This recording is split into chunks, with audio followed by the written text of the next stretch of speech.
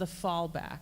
So unless there is some sort of active engagement between a Muslim country and a non-Muslim country, we should assume that the Muslim country should assume that they are operating according to treaty. I mean, this actually does play into the previous question, because by accepting, when Muslim states such as Egypt and Morocco and stuff today, when they accept boundaries to their own territory, then they are also accepting that going outside of those boundaries is violating the agreement or the truce that they have made then with those other countries or with the international community. So I think that Dar es-Sulh is in effect becoming the most important category within this tripartite division. Do international organizations like the UN and Geneva Convention, do those also fit in to that concept of truce and agreement? You mean, are they legitimate kind of legitimate institutions and practices? When one joins the UN, one is essentially making a contract or a right. truce, I guess. Right, and I think those could be considered legitimate from an Islamic perspective, because this is important to realize, is that there's certain areas of Islamic law that are considered to be kind of unshakable and immovable. So, for example, laws pertaining to worship, you can't say, well, I'm going to, pray in a different way today. But when it comes to human interactions, they are conceived essentially as contractual in nature, and the terms are always negotiated, and that even applies to marriage, for example. So if a husband and wife decide that they are going to, both pursue education or work or whatever, even though you kind of have a standard patriarchal model that is set down or assumed by the Quran, the contractual nature of marriage allows for negotiation of particular elements. So there would be no Islamic objection to Muslims entering into agreement with non-Muslim neighbors in international situations. In Islam and Christianity, there have been accusations of conversion by the sword, and that if one refuses to convert, they are killed. This is an accusation one has heard. I don't know if that ever comes up in Judaism as a non-proselytizing tradition. We have conversion by the nag. Oh, conversion by the nag. Maybe Jewish. Worse. Falls under the category of torture, which is next year's topic. Okay. So, Ismail, can you start off with this idea of convert or die, historically as well as morally? Yeah, I would argue the Christian tradition has done a couple of things interesting. First of all, that will be a major violation to kind of the faith commitment. Every faith commitment is perceived to be a giving of self out of some sense of voluntary conviction that this is the true way of being. And if that's not present, then the conversion experience doesn't count for much. In fact, in the Christian tradition, there's still churches that don't want to baptize infants because you really have to make a strong affirmation that this is my way and therefore this is my way of showing a commitment to it. So that will be a violation. That will be tied very closely to issues about lying and how legitimate this is. And lying in the Christian tradition, when taken seriously, is close to killing. I mean, those things are put together because lying are ways of undermining community life, and it's something you shouldn't do. That's why it's such a strong command. Could you lie if somebody forced you to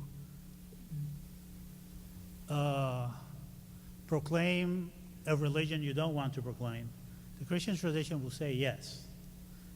It is still wrong, but yes, because it's an issue of self-defense. And the Christians invented something that was kind of quite cute in lying, which was the mental reservation. You could lie and then think, Yeah, but not today. And if you said that, since God hears it, that's enough. So in terms of kind of defending yourself, you could do those kind of things. But there has been a long history against it. That never stopped Christians from doing it. One of the practices in the conquest of Latin America, for example, was to take indigenous populations and force them to become Christians or whether or not to die. And there are numerous stories of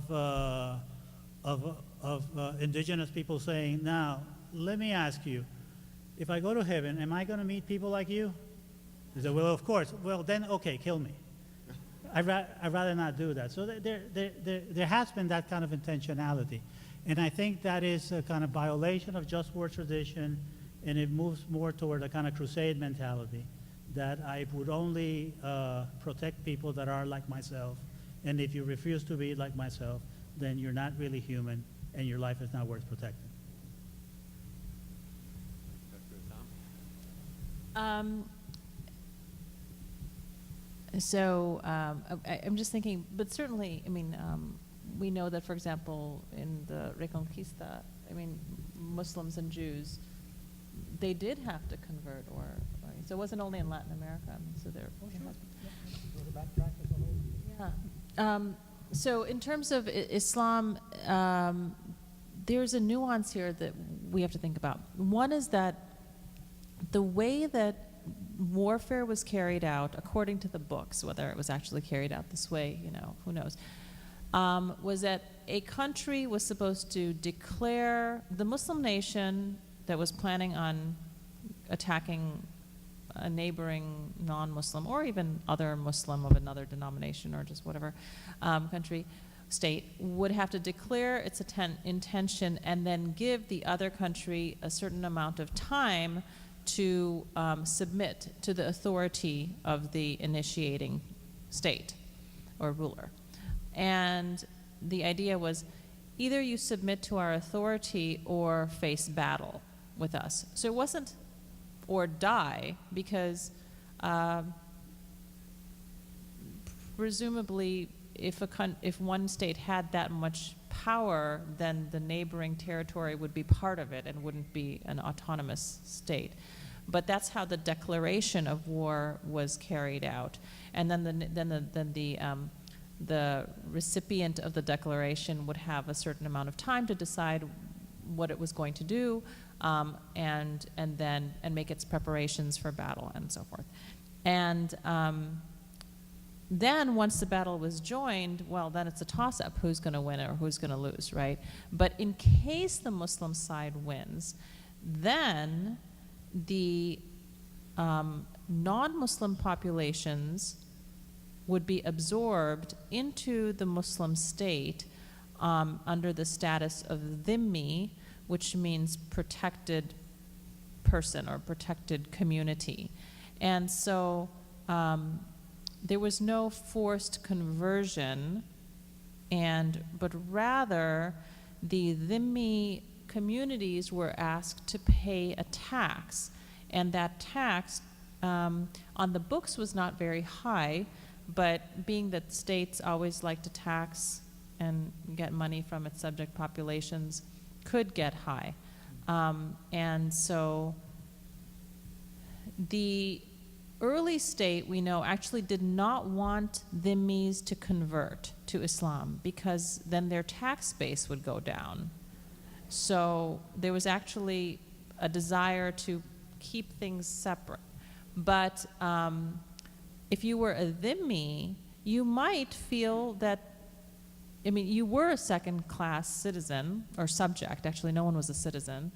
You were a second-class subject because you had to pay this tax. You might be barred from certain administrative or military